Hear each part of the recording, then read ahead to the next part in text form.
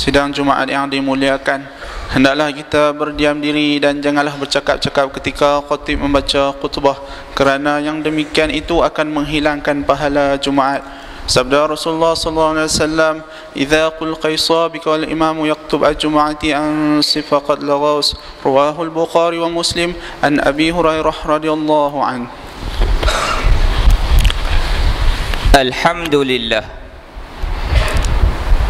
Alhamdulillah ala ni'matil iman wal islam, wa huma min a'zamin ni'am, wa kafa bihima min ni'mah.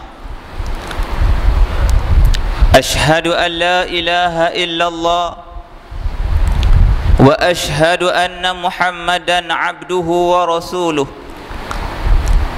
Allahumma salli ala sayyidina Muhammad طب القلوب ودوائها وعافية الأبدان وشفائها ونور الأبصار وضيائها وعلى آله وصحبه أجمعين.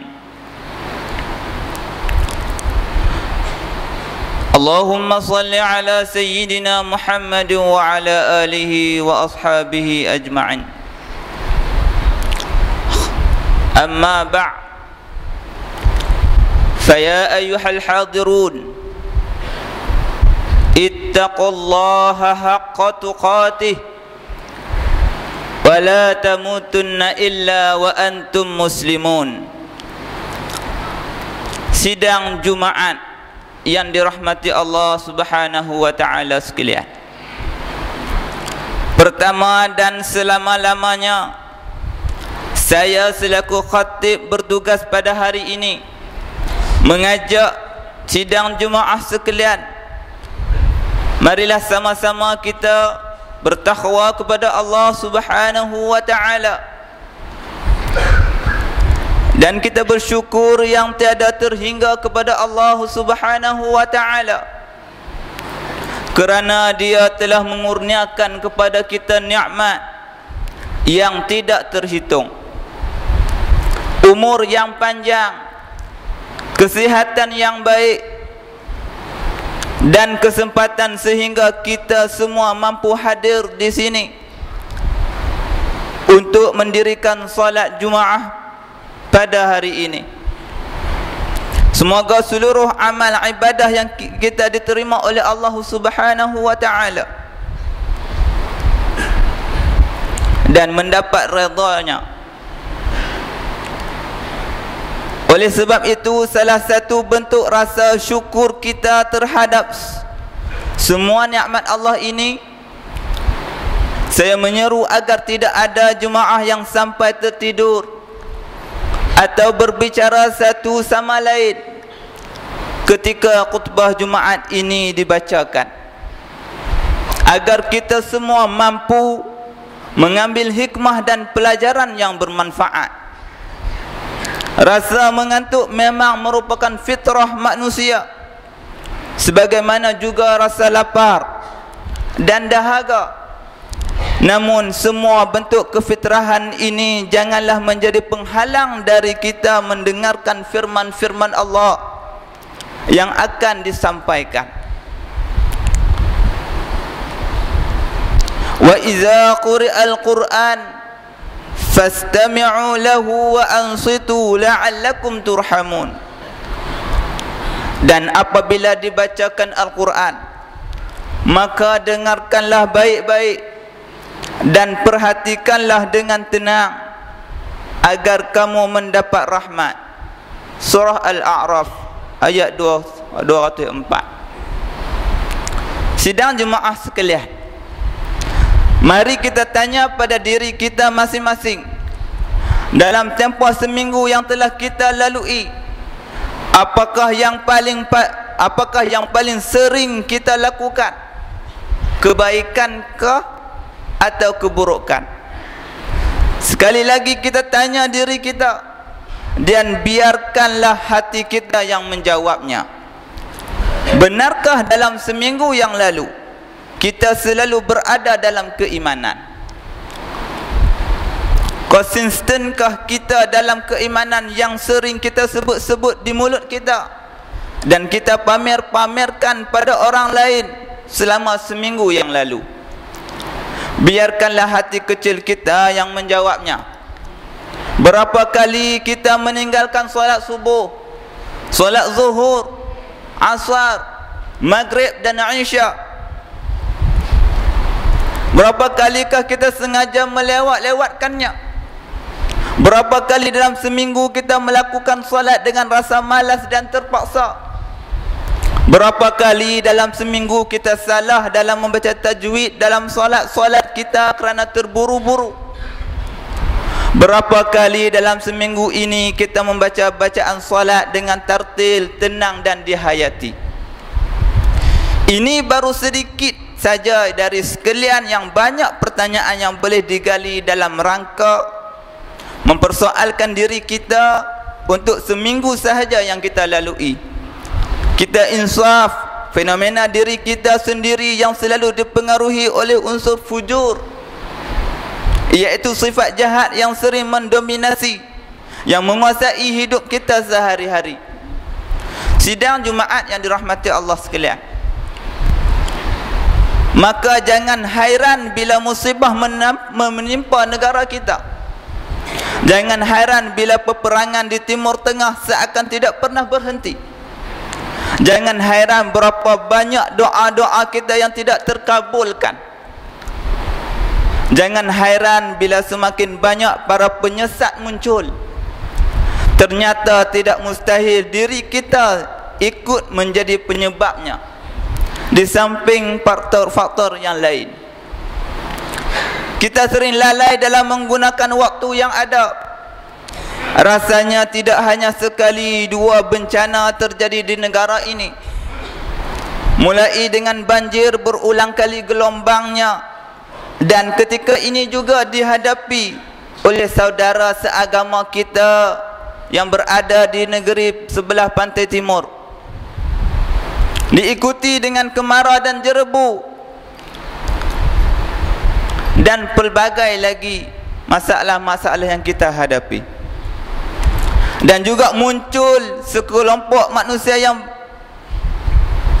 sesat pemikirannya, seperti anti hadis dan promotor-promotor hiburan, seiring dengan promotor-promotor khurafat dan tahyul. Mengapa bencana demi bencana sentiasa melanda terhadap kita? Para ilmuwan agama barangkali memiliki alasan-alasan ilmiah yang tersendiri. Namun apapun itu, kita harus percaya bahawa semua bencana tersebut tidak terlepas dari kehendak Allah Subhanahu wa taala. Hanya dengan izin Allah sajalah semua boleh terjadi. Ketika terjadi bencana alam, paling tidak ada 3 analisa yang sering diajukan untuk mencari penyebab terjadinya bencana tersebut. Pertama, azab dari Allah Subhanahu wa taala kerana banyak dosa yang dilakukan. Kedua, sebagai ujian dari Allah. Ketiga, sunnatullah dalam erti gejala alam yang terbiasa terjadi. Semuanya mempunyai kemungkinan yang sama besarnya. Jika bencana dikaitkan dengan dosa-dosa umat ini, ya mungkin saja benar, sebab kemaksiatan sudah menjadi kebanggaan baik di peringkat segelintir rakyat kita dan segelintir masyarakat-masyarakat di bandar-bandar. Maka perintah atau ajaran agama banyak yang tidak diendahkan. Firman Allah Subhanahu wa taala, "Wa idza aradna an nuhlika qaryatan amarna mutrafiha fafasaqu fiha fahaqqa 'alayha al-qawlu fadammarnaha tadmira." Maksudnya, Jika kami mengkehendaki menghancurkan suatu negeri, kami perintahkan orang-orang yang hidup mewah, iaitu berkedudukan, untuk taat kepada Allah. Tetapi mereka melakukan kedurhakaan dalam negeri tersebut, maka sudah sepantasnya berlaku terhadapnya perkataan, iaitu ketentuan kami, yakni Allah. Kemudian kami hancurkan negeri itu sehancur-hancurnya. Surah Al-Isra ayat 16. Sidang jemaah yang dirahmati Allah Subhanahu wa taala sekalian, apabila dikaitkan dengan ujian, boleh jadi sebagai ujian kepada umat ini agar menjadi kuat dan teguh keimanannya dan berani untuk menampakkan jati dirinya, sebagaimana firman Allah Subhanahu wa taala, A'udzu billahi minasyaitonir rajim, ahasiban nasu an yutraku an yaqulu amanna wa hum la yuftanun. Yang bermaksud, apakah manusia itu mengira bahawa mereka akan dibiarkan begitu sahaja mengatakan kami telah beriman, sedang mereka belum diuji lagi. Surah Al-Ankabut ayat 2. Akan tetapi, jika dikaitkan dengan gejala alam pun ada kemungkinannya, kerana secara keseluruhan bumi yang ditempati manusia ini tidak terkecuali akan terjadinya bencana, sebab hukum alam yang telah ditetapkan oleh Allah Subhanahu wa taala atas bumi ini dengan pelbagai hikmah yang terkandung di dalamnya.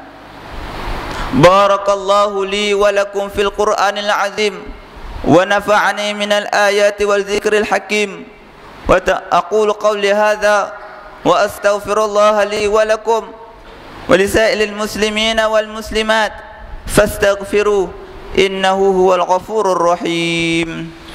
اللهم صل وسلم وزد وأدم وأنعم وتفضل وبارك بجلالك وكمالك على زين عبادك وأشرف العبادك أبي القاسم سيدنا ومولانا محمد وعلى آله وصحبه وسلم. ورضي الله تبارك وتعالى عن كل الصحابة رسول الله أجمعين.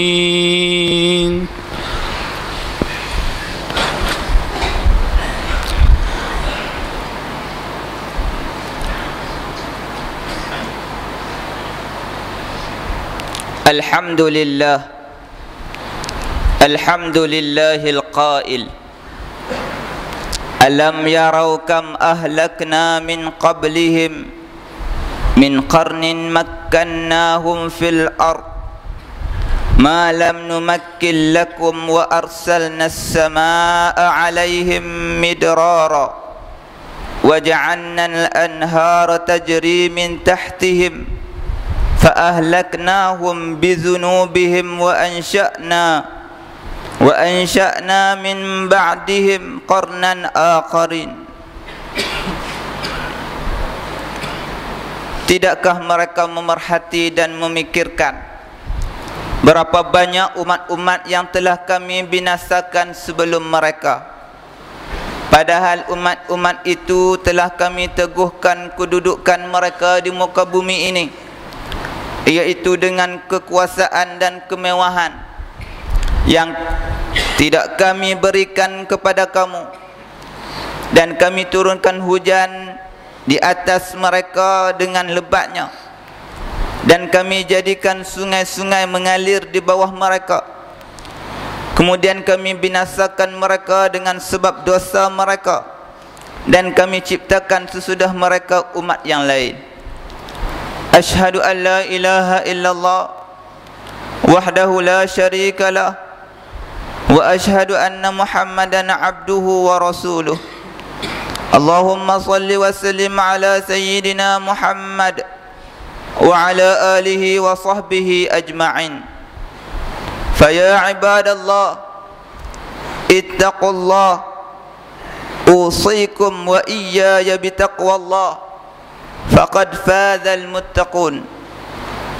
Sidang jemaah yang dirahmati Allah, menyingkapi terjadinya berbagai macam bencana, janganlah sekali-kali kita berburuk sangka kepada Allah Subhanahu wa ta'ala.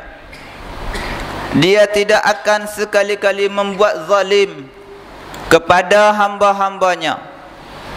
Setiap yang Allah kehendaki pasti penuh dengan hikmah dan kebijaksanaan.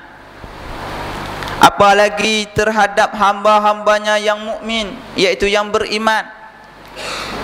Allah pasti selalu memberikan yang terbaik, meskipun sekali hal tersebut dianggap tidak menyenangkan. A'udzubillahi minasyaitonir rajim. وعسى أن تكرهوا شيئا وهو خير لكم وعسى أن تحبوا شيئا وهو شر لكم والله يعلم وأنتم لا تعلمون. Yang bermaksud, boleh jadi kamu membenci sesuatu padahal ia amat baik bagimu, dan boleh jadi pula kamu menyukai sesuatu padahal ia amat buruk bagimu. Allah mengetahui sedang kamu tidak mengetahui. Suratul Baqarah ayat 216. Ketika bencana telah terjadi, salah satu hal penting yang harus kita lakukan adalah melihat diri kita dan kelaku umat kita. Bagaimanapun juga, segala macam bencana tidak terlepas dari tingkah pola kita juga.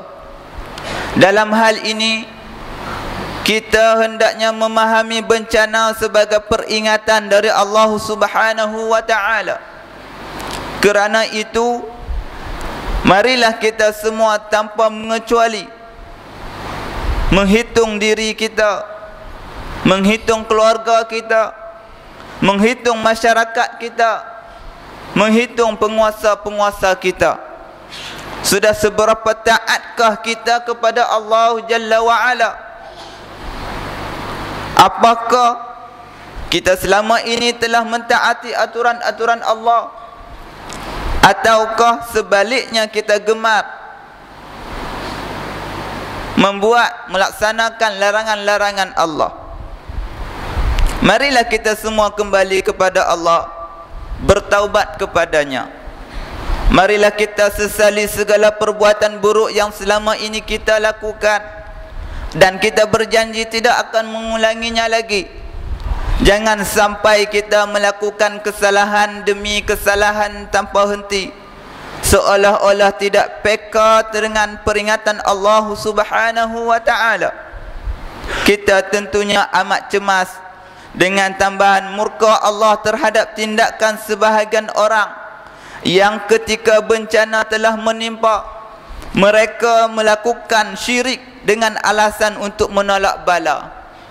Padahal semestinya bencana justru menjadi peringatan dan menjadikan kita semua kembali kepada Allah Subhanahu wa ta'ala. Ketika sesuatu bencana melanda, jangan sampai kita yang tidak terkena bencana merasa bahawa kita selamat, kerana kita lebih baik daripada mereka yang dilanda bencana. Kita harus selalu merasa khawatir kalau Allah memberikan istidraj kepada kita, yakni menunda siksa atas diri kita, kerana Allah ingin menyempurnakan siksa tersebut kelak di akhirat. Tidakkah kita lihat betapa banyak para pelaku kemaksiatan dan kejahatan yang hidup dengan enak dan bergelumang dengan kemewahan? Itulah istidraj yang harus sentiasa kita waspada. اللهم صل على سيدنا محمد وعلى آل سيدنا محمد كما صليت على إبراهيم وعلى آل سيدنا إبراهيم كما باركت على سيدنا محمد وعلى آل سيدنا محمد كما صليت على إبراهيم وعلى آل إبراهيم في العالمين إنك حميد مجيد. اللهم اغفر للمسلمين والمسلمات والمؤمنين والمؤمنات والمعلمين والمعلمات والمجاهدين والمجاهدات الأحياء منهم والأموات.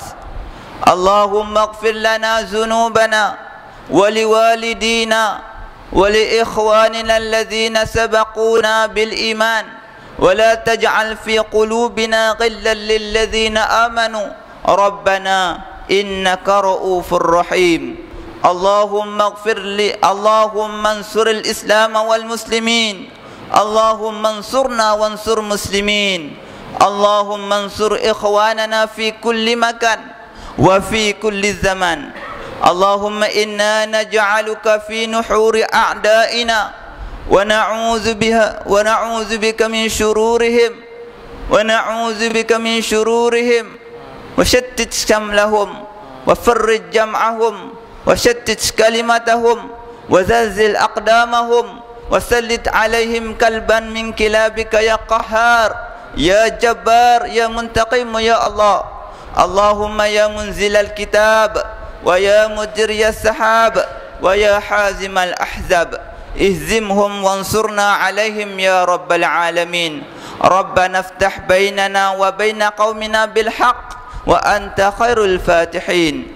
ربنا آتنا في الدنيا حسنة وفي الآخرة حسنة وقنا عذاب النار واشمل الله بعنايتك وتوفيقك مولانا الملك المعتصم بالله محب الدين السلطان الحاج عبد الحليم معظم شاه ابن المرحوم سلطان بدلي شاه ووليه سمو الأمير تنكو عبد الملك ابن المرحوم سلطان بدلي شاه.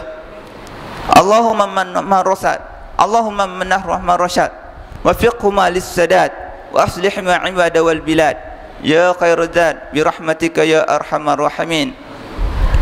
ربنا عليك توكلنا وإليك أنبنا وإليك المصير. عباد الله إن الله يأمر بالعدل والإحسان وإيتاء ذي القربى وينهى عن الفحشاء والمنكر والبغي لعلكم تذكرون. فاذكروا الله العظيم يذكركم واشكروا على نعمه يزدكم ولذكر الله أكبر والله يعلم ما تصنعون. أقم الصلاة.